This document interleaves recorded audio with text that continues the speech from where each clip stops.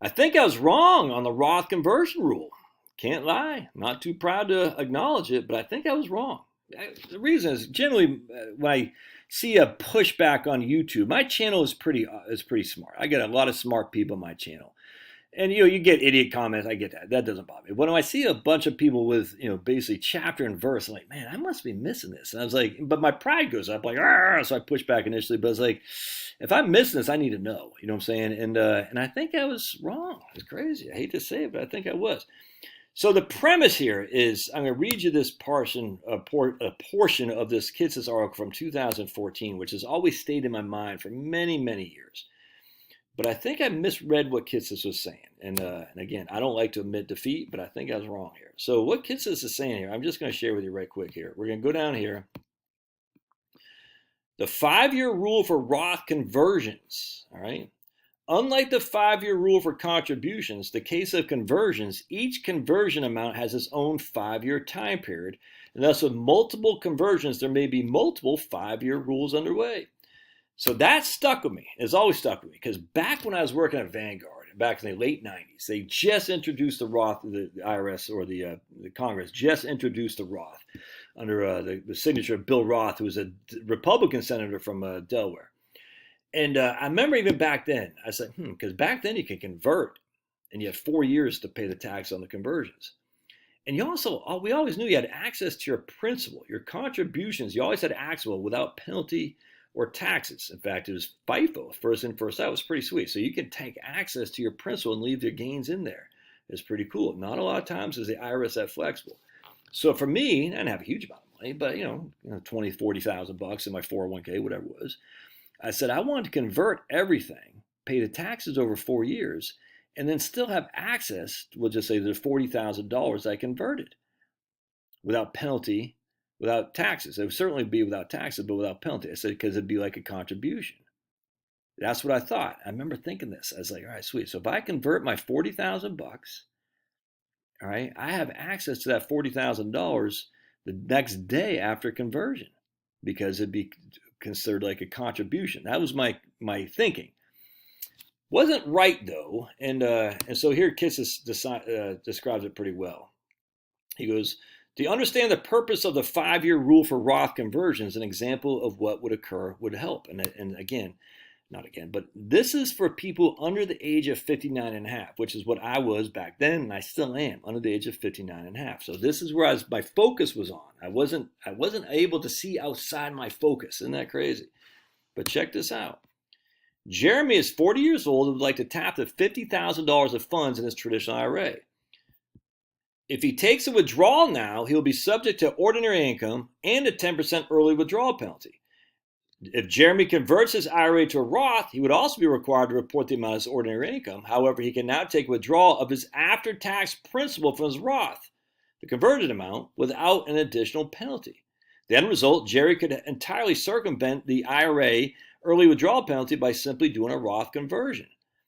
And the 5-year rule is designed to prevent this. That's exactly that's exactly me. I was like, yeah, the 5-year rule is designed to prevent that from having access to your money without penalty before 5 years. There is a Roth conversion. Each has its 5-year rules to have access to it without penalty.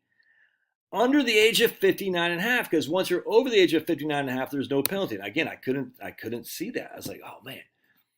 Continue the prior example, if Jeremy completes his conversion and waits 5 years, and that's not what I want to do. I want to have access to my money without having to wait 5 years, as if his contribution. He will be eligible to withdraw his Roth conversion principal without any early retirement withdrawal penalty. This is true because he had met the 5-year requirement for conversions, even though he'd only been at age 45 at the time. Thus, while the 5-year conversion rule prevents individuals from outright dodging the early withdrawal penalty from their IRAs, it does allow them to potentially gain access to their IRAs before 59.5 without the 10% penalty. Though notable, any gains on Jeremy's conversion would still be taxable as even if he had met the 5-year rule because he's under the age of 59.5. All right, so again, that was me. I'm sitting there thinking, oh man, I have access to my principal, access to my principal, access to my principal, but there's a 5-year rule for each conversion. But then we go down here. The nice thing is he gives us the treasury regulation and all that stuff too. And again, I just had blinders on. Check this out, though. On the other hand, if the individual is otherwise exempt from the early withdrawal penalty, i.e. by being over the age of 59.5, the withdrawal of conversion principal is penalty-free because, again, the 5-year conversion thing is for a penalty, not income tax, for a penalty. And tax-free as it's already taxed at the conversion. Thus, for those who are already over the age of 59.5, the Roth conversion 5-year rule is essentially a moot point, and only the 5-year rule for contributions remains relevant. Only the 5-year rule for contributions remains relevant, and we know the 5-year rule for contributions. Once it's been open for 5 years, it's all tax-free. And the 5 years is when you first open your Roth IRA. Crazy. All these years I've been getting it wrong. All these years. And it's only because some guys, they challenged me on my YouTube channel and it friggin' pissed me off. Not gonna lie to you, but I was like, man, but the way they challenged me was, dude, you're wrong. You're wrong. Here it is. The 5-year rule for conversions is for a penalty. The 5-year rule for contributions is for taxes. And once you're over the age of 59.5, the 5-year rule for conversions is no longer applicable because there's no more penalty.